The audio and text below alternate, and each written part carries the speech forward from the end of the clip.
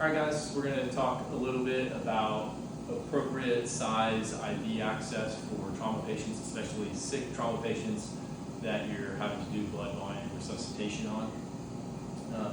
So the bigger you can get, the better. I've never had a trauma patient where I was frustrated that I had too large of IV access, but I have had many traumas where we couldn't get blood in fast enough. We were frustrated at the size of our IV access being too small. So the bigger you can get, the better always. The gold standard and the best is going to be a 14 gauge peripheral IV or a 9 French central line. So this is what the central line kits look like. We have 3 of them. We have a 7 French, an 8 French, and a 9 French. In the critical care carts that are in rooms 1, 2, and 3, we only stock 8 and 9 Frenches. And when they stock them, they're good about writing with a Sharpie on the outside here, so you can see easily, but it's also right here and on the end here, you can see which one it is. So the 7 French is a triple lumen line. This is great for sepsis patients and medical patients and people that you're doing like multiple medications and pressors. It is not a good trauma line. This is a triple lumen line that has one 16 gauge port, the distal port. Always use the distal port on central lines. It's going to be your biggest and shortest one. So it has a 16 gauge lumen, an 18 gauge lumen, and another 18 gauge lumen. But on that distal, which is a 16 gauge, shout out to Kenny Couch for doing lots of testing with our equipment to see what flow rates we actually got on these. But on the 7 French triple lumen on the distal port, using normal saline, he was only able to get 145 mLs a minute, which is slower than what you can get out of a 20 gauge peripheral. And that's due to the length. The longer the catheter or the lumen that you're using, the slower the infusion rate is going to be. How fast fluid will travel through something is affected by the bore size and the length of that catheter. So that's why this is a 9 French, what we love for a trauma patient. This is the 7 French. You can see there's a big difference in the length and also in the size. Matter of fact, our 9 Frenches are introducer catheters, and you can take a 7 French or an 8 French and put the whole thing right through the distal port. This introducer lumen goes into the distal lumen. So 116, 2 18s on that. On the 8 French catheters, this is better, but still not the best. You've got you've got two 14 gauge lumens on this one. And then on the 9 French catheters, you've got a 12 gauge lumen, and your distal is actually measured in French. It is a true 9 French lumen. So you can get massive volume through this. It's the shortest one of our central lines. That's the best for central lines. When it comes to the peripheral IVs, a 16 or 14 gauge IV is best with no blue hub attached to it.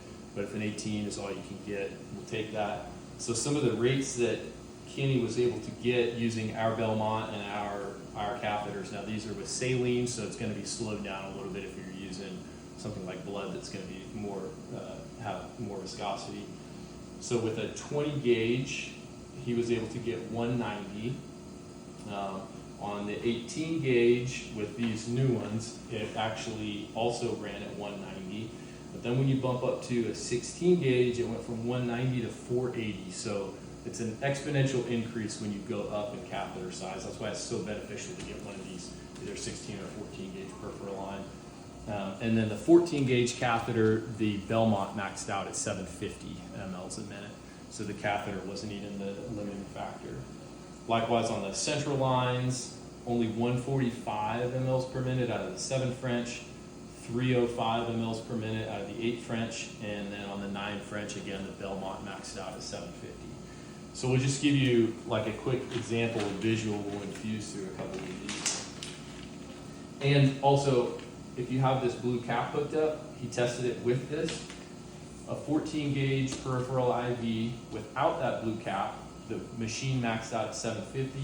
When the blue cap is added, he couldn't infuse any faster than 405 mLs a minute. So it definitely does limit how fast it will infuse if you have that blue cap on. I'll just kind of show the difference on a couple of these real quick.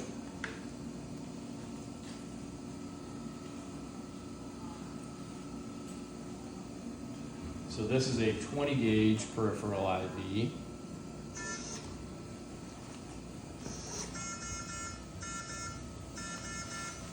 Helps if I unclamp it. So this Belmont is right now going at about 100 mLs a minute is all it's getting. It's going up to 130 now, but somewhere around there. It's not super fast.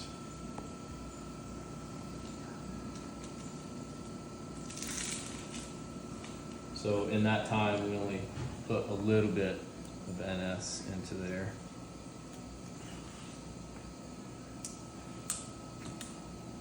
We move up to a 16 gauge and just hit the 500 infusion. Once this gets going, so you can see it's putting a lot more in there, a lot more quickly. Right now it's going at about 370. Yeah, 370. So we just did that about the same time as the 20 gauge. You can see how much more it put in there. It's a substantial difference, especially when you have someone bleeding to death in front of you and you're really trying to get those blood products in. And then when you step up to a 9 French or 14 gauge, we do it with this one.